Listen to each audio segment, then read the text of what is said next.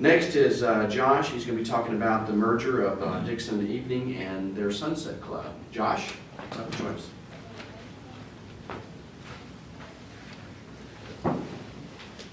Thank you, Jerome. Today I'll be talking about two clubs in Dickson that merged over the past year.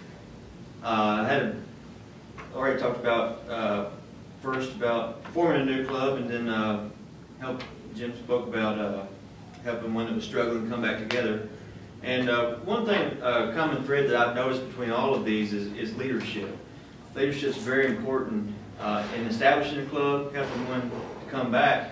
But it's also, it takes a lot for a leader to come to a point when they say, okay, I think our organization has came to about as far as it can. And that's kind of the situation that happened in Dickson this past year.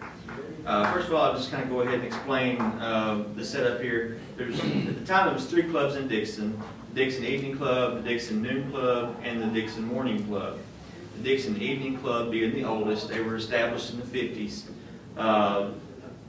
They gave birth to the Dickson Noon Club, which meets on Wednesdays, and then that club gave birth to the Dickson Morning Club, which meets on Thursdays. Prior to this year, Danny called me, asked me to serve as assistant governor, and I agreed to. And one of the things that we discussed was this struggling membership with the Dickson Evening Club, and how that was going to be something we really needed to work on this year.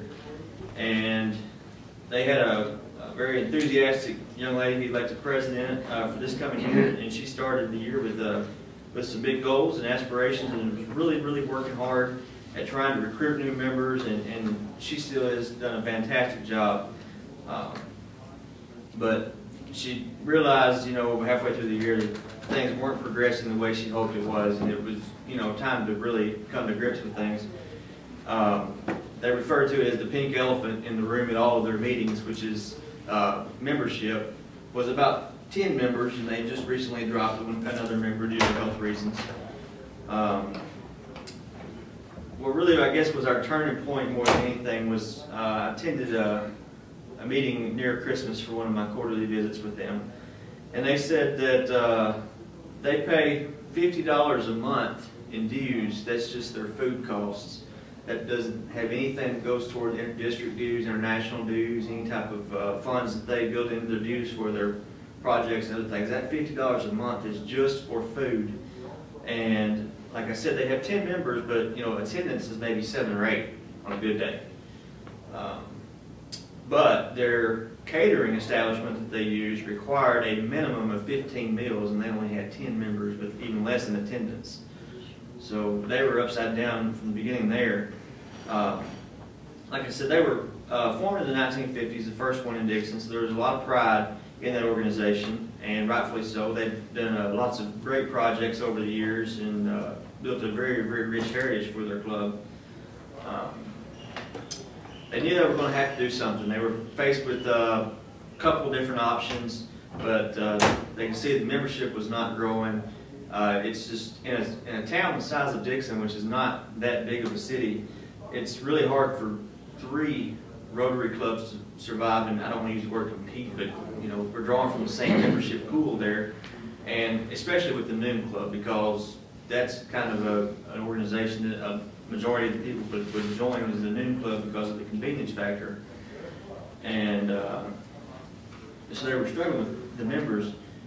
And after Christmas, I was getting ready to go back to Dickson to visit the Dickson Morning Club for one of my quarterly visits. And the day before, I was contacted by the leadership of the Evening Club, and I was asked to approach that morning club about the possibility of the 2 clubs coming together under a merge. The 2 clubs had a Christmas party the previous month together, so they kind of got to know each other a little bit more, and learned that they G-haul together pretty well. And so I did. At that meeting the next day, I made the presentation before the club that the Evening Club was interested in coming over and joining them, which they only had about 20 members, so fairly small club as well. And you know, that they were very excited about the fact of seeing their membership grow to about 30, if that were to happen.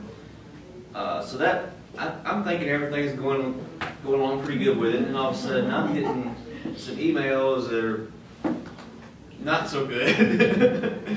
Apparently, not everybody in the evening club was made aware that I was asked to approach the morning club about a merge between the two.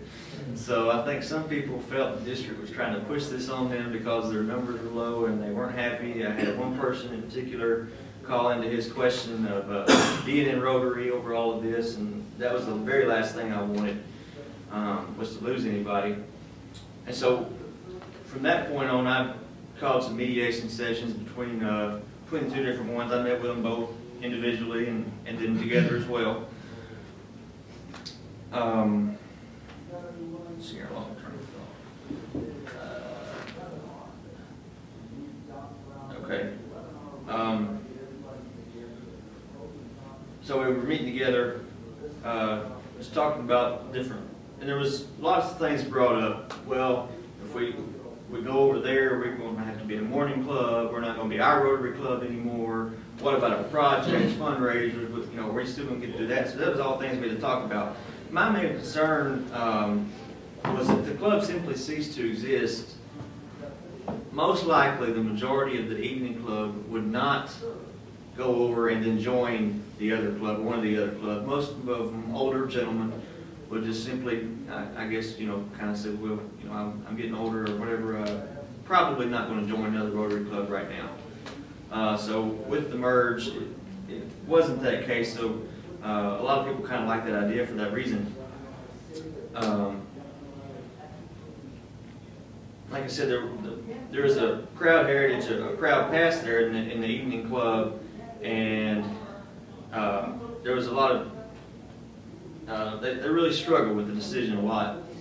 And the decision was finally made to move forward with the merge and make the final proposal to the morning club when we were gathered in a meeting. It was just the evening club there. Pretty much all of their members were present. And you know, there had been a little bit of talk, and we were getting ready to really get down and kind of have a discussion. The immediate past president walked in. I could tell he had something weighing pretty heavy on his mind. He walked in the room. He didn't speak to anyone. He sat down. I'm sitting there thinking, oh boy, we're here now. And so we went through the whole meeting, and he really never said anything. And then he asked for permission to speak, and he said, you know, I didn't want to ever have to approach this during my year as president, and I really admire our current president for, you know, taking these steps. He said, but the reason I think we should possibly go forward with the merge, and the reason why is because what I did last week was I called the daughter of one of our charter members. He has since passed on, but she's not a Rotarian, but obviously she knew her father better than anyone. And he said, I called her and talked to her about this and asked her, what would your father have wanted to do in this type of situation? And her response was, my dad loved the Dickson Evening Rotary Club, but as much as he loved this organization, he believed that Rotary was not about the members. He believed that Rotary was about the people we serve in our community and throughout the world. With that in mind, he would have ultimately favored the merge, because if the club ceased to exist, so would the club's projects. Whereas if the club merged, the club's projects would live on and continue to help those in need. After all, that's what Rotary is really about. After he gave that statement, the club voted unanimously, the morning club as well. And moving forward, they decided they need to set out some type of parameters for the merge. The Dickson Evening Club requested and was granted the ability to keep all of their current projects, all of their current fundraisers. The morning club also, same applied to them. Both clubs kept everything that they normally did. And it just so happened it worked out perfectly that they have one big project basically once a quarter, and two major fundraisers. They're spaced out almost perfectly 6 months apart. It couldn't have came together more better, and that's without any date changes or anything. That's just the way it worked out. Once we got all of that established, it came time to talk about, okay, are we gonna continue to be an evening club, or, we're merging with the morning club, or we're gonna be a morning club? And it was the decision that it would be a morning club. It would go under the name, the Dickson Good Morning Club, but they were going to use the established date of the evening club. That way they would still have some heritage in the name. So the established date of this club is now, and I can't remember the exact date, but it's the 1950-something date that the evening club was established in. Since then, the two clubs that came together, they've grown to a membership base of over 30 members.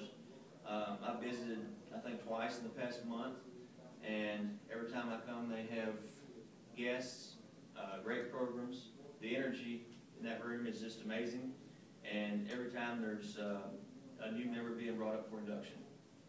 I'm very pleased with them, and I think our district is going to see many, many great things for the organization in the future. I guess that's about all I've got. Any questions? Any questions or anything? Josh, you mentioned the noon club.